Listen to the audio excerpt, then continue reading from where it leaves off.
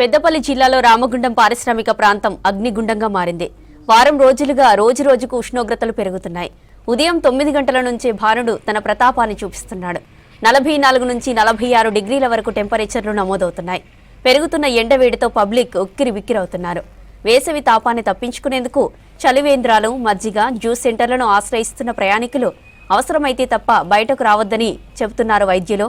వాతావరణ శాఖ అధికారులు సూచిస్తున్నారు. వడదెబ్బకు గురికాకుండా తగిన జాగ్రత్తలు తీసుకోవాలంటున్నారు. రామగుండం పారిశ్రామిక ప్రాంతంలో టెంపరేచర్స్ ఎక్కువ ఉంటాయి. ఎందుకంటే ఇక్కడ మైన్స్ ఏరియా కాబట్టి, థర్మల్ పవర్ ప్లాంట్ ఉంటుంది, సింగరేణి మైన్స్ ఏరియా కాబట్టి కంపేర్ టు మిగతా తెలంగాణ స్టేట్తో పోలిస్తే, మిగతా ప్రాంతాలతో పోలిస్తే ఇక్కడ టెంపరేచర్ ఎక్కువ ఉంటుంది. ఇప్పుడు అన్ని ఏరియాస్లో 40+ నమోదవుతుంది. సాధ్యమైనంత వరకు ఉదయం 10 గంటల నుండి సాయంత్రం 5:30 వరకు బయటికి వెళ్ళకపోవడమే చాలా మంచిది. ఎందుకంటే prevention is better than cure అంటారు. ఒకవేళ వెళ్ళాల్సిన సిచ్యువేషన్ ఉంటే తగు జాగ్రత్తలు, క్యాప్ పెట్టుకోవడము, లూజ్ షర్ట్స్ వేసుకోవడం, కాటన్ షర్ట్స్ వేసుకోవడము, లేకపోతే గొడుగు అట్లా వాడుకోవడము, లేకపోతే కొంచెం వెహికల్ మంచి సొఫిస్టికేటెడ్గా ఉన్న దాంట్లో ప్రయాణం చేయాలి తప్ప సన్కి ఎక్స్పోజ్ అయిపోయి వడదెబ్బకి, ఇప్పుడు దీన్ని వడదెబ్బ అంటారు, సన్ స్ట్రోక్ అంటారు, హీట్ స్ట్రోక్ అంటారు.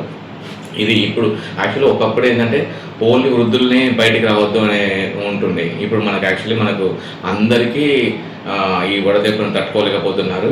ఈ సన్ స్ట్రోక్లో మన బాడీ టెంపరేచరు 40 డిగ్రీస్ సెల్సియస్ కదా, లేకపోతే 104కి వెళ్తుంది. అప్పుడు అన్ని ఆర్గన్స్ ఫెయిల్ అవుతాయి.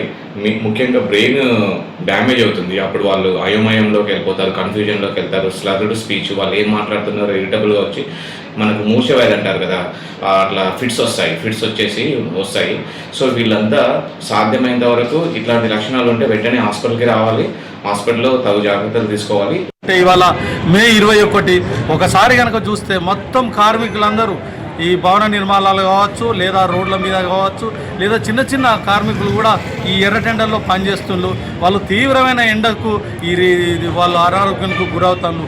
తక్షణమే కేంద్ర ప్రభుత్వం, రాష్ట్ర ప్రభుత్వాలు యుద్ధ ప్రాతిపదికన ఇప్పటి నుంచి ఒక టైం బౌండ్గా ఇది మాంచెస్టర్ ఆఫ్ సౌత్ ఇండియా ఉన్న ఈ రామగుండం కోల్బెట్టు ప్రాంతంలో ఈ ఎండాకాలంని ఒక యుద్ధ ప్రాతిపదికగా నివారణ చర్యలు చేపట్టడానికి చెట్లు పెంచాలి, తర్వాత వాటర్ స్ప్రింక్లింగ్ చేయాలి, తర్వాత ప్రజలను ఎడ్యుకేట్ చేసి వాళ్ళని ఎండను రానివ్వకుండా వాళ్ళకు తెల్లటి గుడ్డ కట్టుకోవడం, ఇట్లాంటి స్వచ్ఛంద సంస్థలు ఏదో మజ్జిగ లాంటివి చేస్తున్నాయి. కానీ ప్రభుత్వ పరంగానే ఈ చల్ల లాంటి, ఓఆర్ఎస్ ప్యాకెట్ లాంటి అందరికి ఇవ్వాలి. బస్ స్టాండ్ నుంచి, రైల్వే స్టేషన్ నుంచి వెళ్ళి ఈ ఆటో డ్రైవర్లు కూడా వృత్తితోటి కూడా వాళ్ళు ఈ ఎండకు వాళ్ళు ఎఫెక్ట్ అవుతుంది. కాబట్టి ఒక పద్ధతి ప్రకారంగా జరుగుతున్న ఈ విధ్వంసాన్ని, ఈ 8-9 డిగ్రీల విధ్వంసాన్ని కంట్రోల్ చేయాలని మేము పౌర హక్కుల సంఘం